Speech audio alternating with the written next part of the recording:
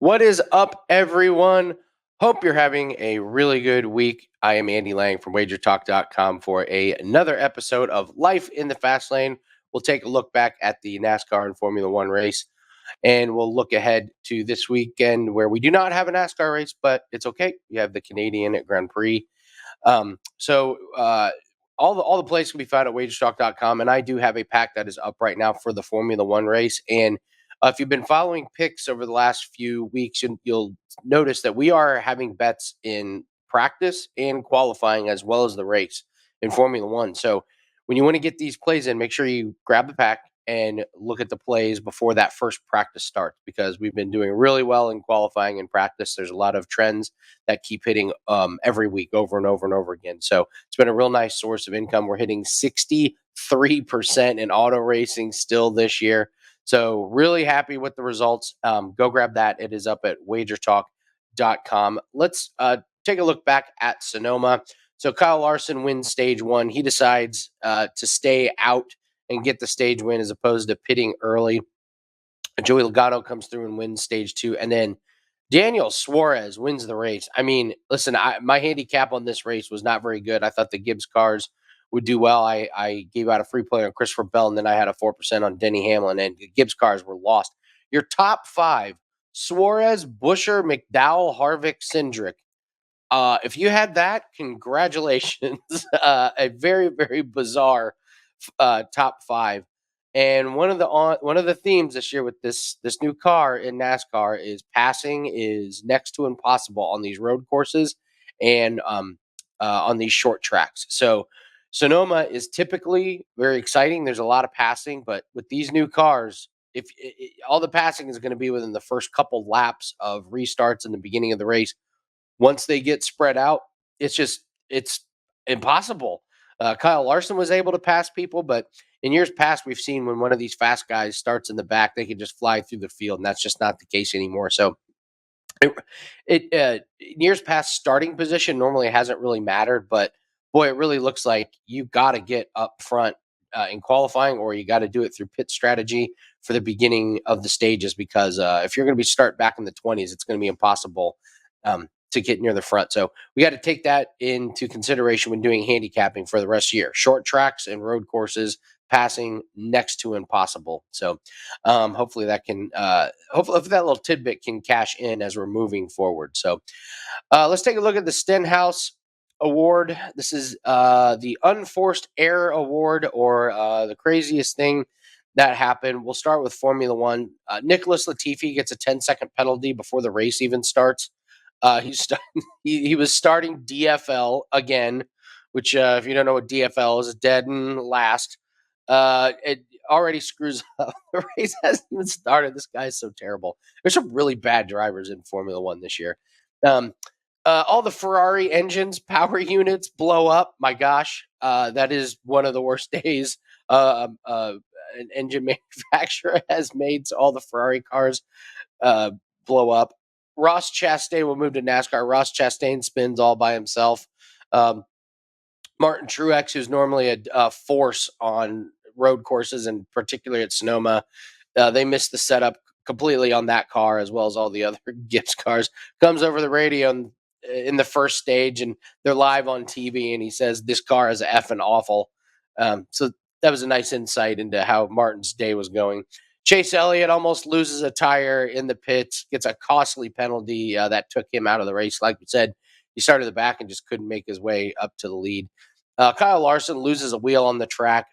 This one was dangerous because he lost it while he was going towards the stands. Luckily, the wheel, just kind of innocently landed in the grass, but that thing hops the fence and goes flying into the stands. It's really, really dangerous. That's why they have the strict penalties and the harsh penalties that they have. But Kyle Larson, that takes him out of his race. AJ Allmendinger loses power steering early in the race. This is supposed to be his week off. He's full-time in another series. He comes out and loses power steering. I don't know how he made it through the entire race with no power steering on a road course, but unfortunately, towards the end of the race, he gets off track just a little bit and ends up spinning, and it was a bad weekend for him.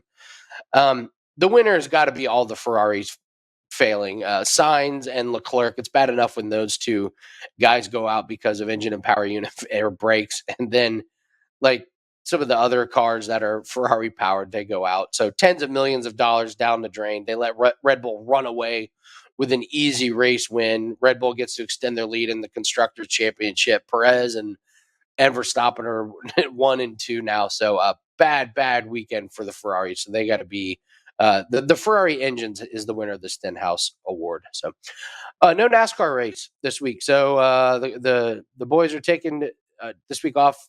Next week we're going to be down in Nashville. So next week on Life in the Fast Lane, we'll be previewing that race. So let's move into the slipstream. Let's recap the race.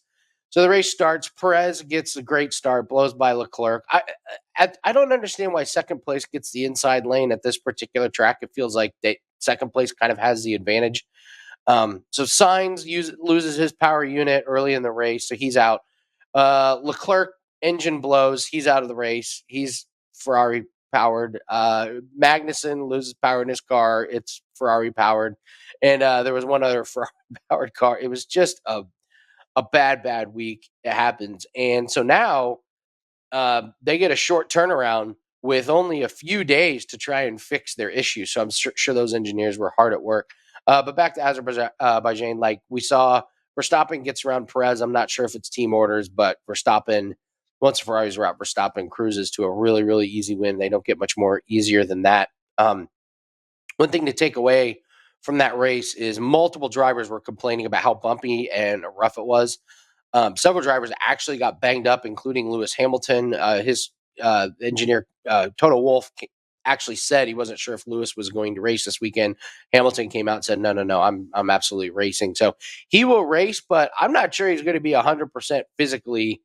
And what the drivers were saying, it was so bumpy, their backs were getting messed up. So Lewis Hamilton has a back injury.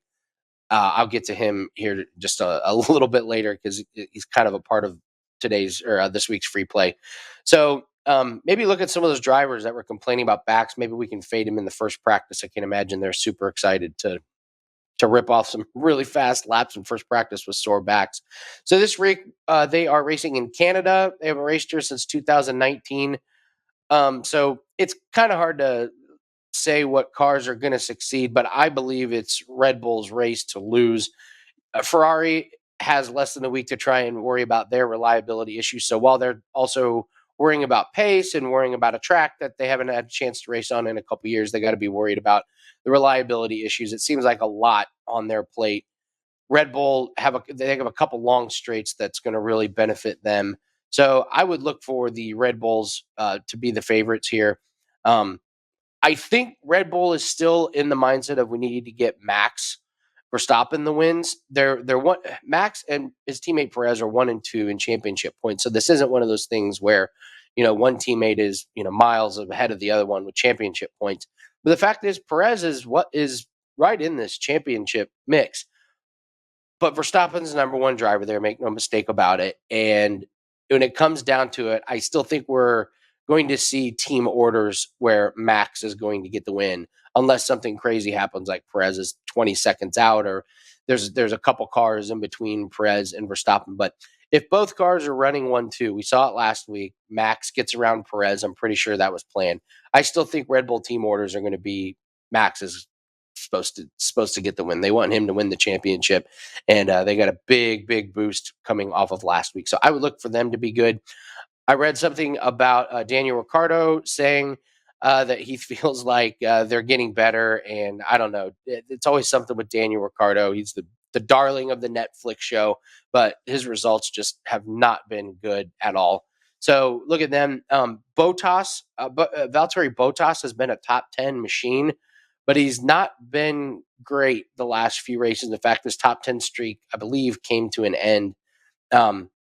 And he just hasn't been fast in practice. He hasn't been fast in qualifying. It seems like they've lost something. So a bet that was just a surefire bet at every week seems to we're going to be laying off that. And then finally, I touched on it earlier. These practice and qualifying bets have become really lucrative. The same things are happening week in and week out from some of these, and there's just really defined trends.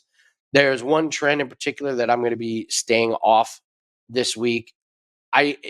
Normally Leclerc is fastest in first practice. I'm going to lay off that.